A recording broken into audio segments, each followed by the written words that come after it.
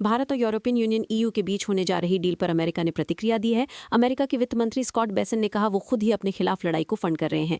European council के अध्यक्ष Antonio Louis Santos दा कोस्टा और यूरोपीय कमीशन की अध्यक्षा उर्सुला वॉन डे लेयन सोमवार को भारत के गणतंत्र दिवस समारोह में मुख्य अतिथि थे।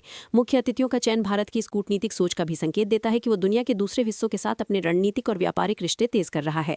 भारत और यूरोपियन यूनियन ईयू के बीच फ्री ट्रेड एग्रीमेंट एफटीए की घोषणा मंगलवार 27 जनवरी को होने जा रही है। फ्री ट्रेड एग्रीमेंट यानी मुक्त व्यापार समझौते के तहत दो देश या दो पक्ष एक दूसरे के लिए अपने बाजारों में पहुंच को आसान बनाते हैं। यह ऐसे समय हो रहा है जब व्यापार को लेकर भारत और यूरोप दोनों का ही अमेरिका के साथ तनाव चल रहा है। अमेरिका के राष्ट्रपति डोनाल्ड ट्रंप ने पहले ग्रीनलैंड पर अमेरिकी नियंत्रण के विरोध को लेकर यूरोपीय सहयोगियों के खिलाफ ट्रेड वॉर तेज करने की धमकी दी और बाद में पीछे हट गए। वहीं रूसी तेल की खरीद का हवाला देकर अमेरिका ने भारत पर 25% का अतिरिक्त टैरिफ लगा दिया था। कुल मिलाकर ट्रंप प्रशासन ने भारत पर 50% टैरिफ लगा रखे हैं। एबीसी न्यूज चैनल से बात करते हुए अमेरिकी वित्त मंत्री स्कॉट बेसन ने कहा, यूक्रेन वॉर को खत्म करने के लिए अमेरिका ने यूरोप से ज्यादा बलिदान दिया है। हमने रूसी तेल खरीदने के कारण भारत पर 25% टैरिफ लगाया और बदले में देखिए यूरोप भारत से ट्रेड डील करने जा रहा है।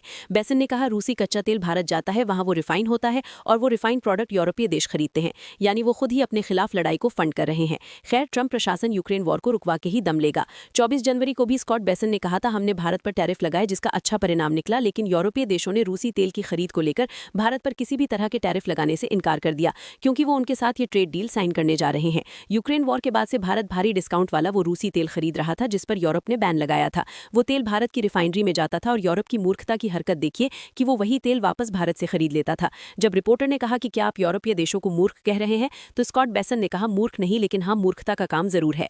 सोमवार को ही अमेरिकी राष्ट्रपति डोनाल्ड ट्रंप ने भारत को 77वें गणतंत्र दिवस की बधाई दी थी। भारत में अमेरिकी दूतावास ने ट्रंप का संदेश एक्स पर जारी किया है। ट्रंप ने कहा, अमेरिका के लोगों की ओर से मैं भारत सरकार और भारत के लोगों को आपके 77वें गणतंत्र दिवस पर हार्दिक बधाई देता हूं।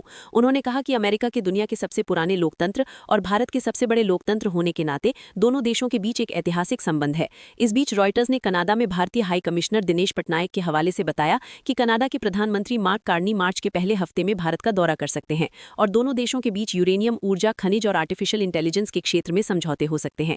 ट्रंप की टैरिफ लगाने की धमकी के बाद से कनाडा भी अमेरिका के अलावा दूसरे देशों से व्यापारिक संबंध मजबूत करने पर जोर दे रहा है ताकि अमेरिकी टैरिफ का जवाब दिया जा सके। भारत और यूरोप के अलावा कनाडा से भी अमेरिका के संबंध हाल के दिनों में तनावपूर्ण हुए हैं। अमेरिका के राष्ट्रपति डोनाल्ड ट्रंप ने कनाडा पर 100% टैरिफ लगाने की धमकी दी है। दावोस में हाल ही में हुए वर्ल्ड इकोनॉमिक फोरम में मार्क कार्नी के उस भाषण पर जोरदार तालियां बजी थी जिसमें उन्होंने अमेरिका पर निशाना साधते हुए एक नए वर्ल्ड ऑर्डर पर एक भाषण दिया और इस बात पर जोर दिया कि कनाडा जैसे मिडिल पावर वाले देश आपसी सहयोग से लाभ उठा सकते हैं। ये भाषण ऐसे समय में दिया गया जब रूस, चीन और अमेरिका जैसी महाशक्तियों के बीच तनाव बढ़ रहा है और जब अमेरिकी राष्ट्रपति डोनाल्ड ट्रंप सहयोगी देशों पर टैरिफ लगाने की धमकी दे रहे हैं। इसके अलावा अमेरिका नेटो सैन्य गठबंधन के सदस्य देश डेनमार्क से ग्रीनलैंड को हासिल करने की कोशिश कर रहा है। मार्क कार्नी ने हाल ही में चीन के राष्ट्रपति शी जिनपिंग से भी मुलाकात की थी। उन्होंने कनाडा और चीन के बीच एक ट्रेड डील होने की भी घोषणा की थी। इसी के बाद ट्रंप ने ट्रुथ सोशल पर पोस्ट किया कि अगर कनाडा ने चीन के साथ कोई डील की तो कनाडा से अमेरिका आने वाली चीजों पर 100% टैरिफ लगाया जाएगा। ये साफ नहीं है कि वो डील लागू हुई है या नहीं, या ट्रंप उसी का जिक्र कर रहे थे। ट्रंप ने लिखा था, अगर कार्नी को लगता है कि वो कनाडा को चीन के सामान उतारने की जगह बना देंगे ताकि चीन अमेरिका में सामान और प्रोडक्ट भेज सके तो वो बहुत बड़ी गलती कर रहे हैं। इसके बाद ट्रंप ने कनाडाई पीएम को अपने बोर्ड ऑफ पीस में शामिल होने के लिए भेजा न्योता वापस ले लिया था। भारत ईयू डील से दोनों पक्षों को क्या मिलेगा, इसकी भी काफी चर्चा हो रही है। यूरोपीय संघ के लिए भारत के साथ करीबी व्यापारिक रिश्ते इसलिए अहम है क्योंकि भारत की आर्थिक ताकत तेजी से बढ़ रही है। भारत दुनिया की सबसे बड़ी और सबसे तेजी से बढ़ती प्रमुख अर्थव्यवस्थाओं में शामिल है। दावोस में वर्ल्ड इकोनॉमिक फोरम के मंच से यूरोपियन कमीशन की अध्यक्षा उर्सुला वॉन डेर लेयन ने कहा था कि यूरोपीय संघ और भारत साथ आते हैं तो 2 अरब लोगों का एक विशाल मुक्त बाजार बनेगा जो वैश्विक जीडीपी का 1/4 होगा। भारत के लिए यूरोपीय संघ पहले से ही उसका सबसे बड़ा व्यापारिक समूह है। ये समझौता जनरलाइज सिस्टम ऑफ प्रेफरेंसेस यानी जीएसपी की बहाली भी करेगा, जिसके तहत विकासशील देशों से यूरोपीय बाजार में आने वाले कई उत्पादों पर आयात शुल्क नहीं लगता। दिल्ली स्थित ग्लोबल ट्रेड रिसर्च इनिशिएटिव जीटीआरआई के अजय श्रीवास्तव के मुताबिक भारत ने यूरोपीय संघ को करीब $76 अरब का निर्यात किया और वहां से $61 अरब का आयात किया। इससे भारत को व्यापार सरप्लस मिला, लेकिन 2023 में यूरोपीय संघ की ओर से जीएसपी लाभ हटाए जाने से कई भारतीय उत्पादों की प्रतिस्पर्धा कमजोर हुई है। श्रीवास्तव कहते हैं, मुक्त व्यापार समझौता खोई हुई बाजार पहुंच को बहाल करेगा। इससे टेक्सटाइल, दवाएं, इस्पात, पेट्रोलियम उत्पाद और मशीनरी जैसे प्रमुख निर्यात पर टैरिफ कम होंगे और अमेरिकी टैरिफ बढ़ने से पैदा हुए झटकों को झेलने में भारतीय कंपनियों को मदद मिलेगी।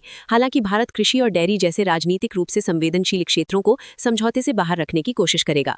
कार, वाइन और स्पिरिट जैसे क्षेत्रों में शुल्क धीरे धीरे घटाए जा सकते हैं। ये वही तरीका है जो भारत ने ब्रिटेन जैसे देशों के साथ पिछले समझौतों में अपनाया है।